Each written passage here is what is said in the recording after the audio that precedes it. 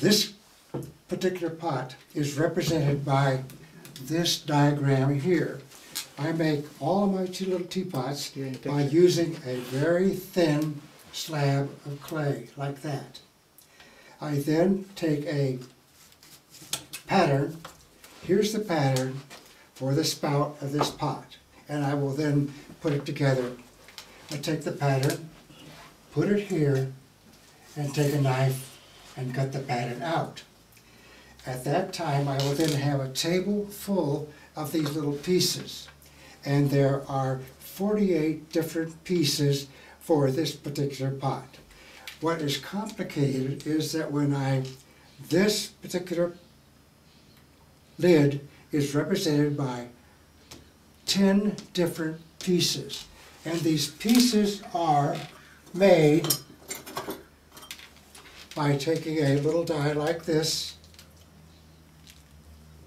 put it in the clay, and then this, when it is stacked one on top of the other, forms this pot. And then I trim it on the potter's wheel to produce that particular lid. This particular pot here, this pot that's in the show, is represented on the side here, a weaving pattern. And the pattern is here in a mold, and what I do is I take a thin slab of clay and press it in and then pick it out. To assemble these things, I've already pre-assembled. Here is the foot, represented by 1, 4, and 8. So there's 10 different pieces in this particular little piece. And I pre-assembled it, and now what I'm going to do is put the feet. Here is the feet here, and they are represented by here and here. So what I'll do, I will take some liquid clay, slip,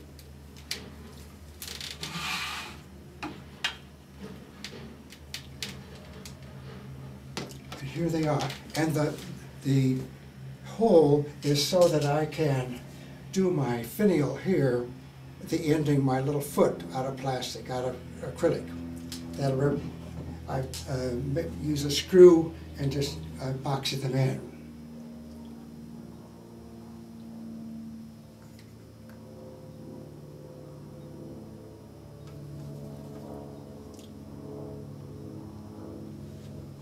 That's exactly right. And the way I use slip, I usually don't score them. I usually put a coat of slip on, let it sit for a few seconds, let it soak in a little bit, and then apply it, making sure that I get it right.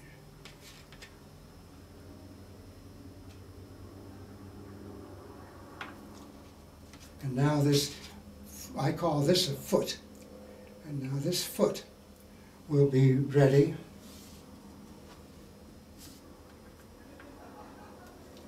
There's that foot. Put a little slip here.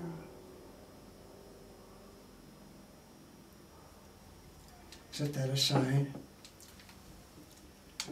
Here's the spout. The spout is this piece here plus this piece here. And I haven't put the bottom on it so that you can see how I have made the piece. This little corners here are supports for the angle when it's put together with slip. And here's the foot.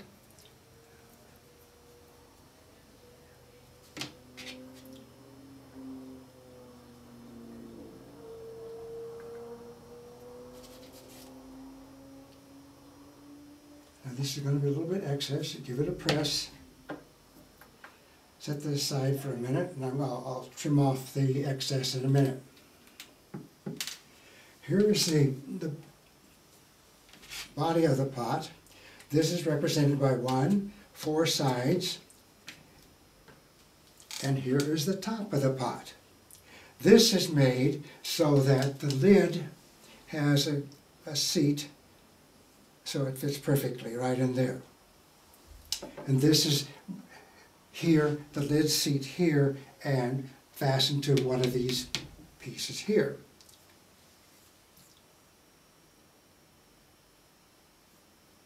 I didn't bother to put a pattern on this particular pot on the surface. I usually use another system way where I use little pieces of clay to make patterns, or even little press molds to make patterns.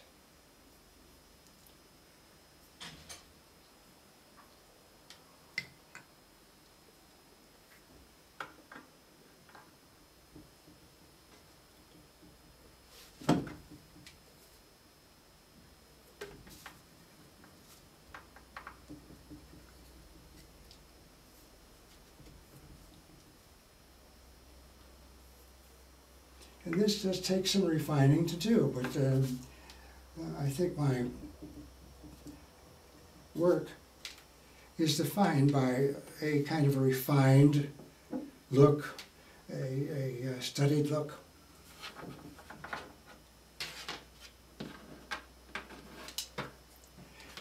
This now is separated. Here's the separation here. Here's the separation. The reason I do this is it gives it kind of an elegant look that's seeing the pot supported by a foot.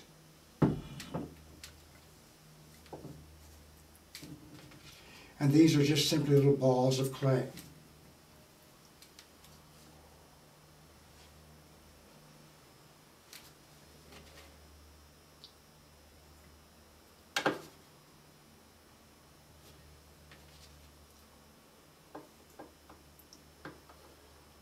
As far as how long it takes me to make the pot, I can very easily make a pretty complicated teapot, maybe with 50 or 60 pieces in one day. But that really has very little to do with the end product, because it has to dry, it has to be fired once, and then fired again, and probably again.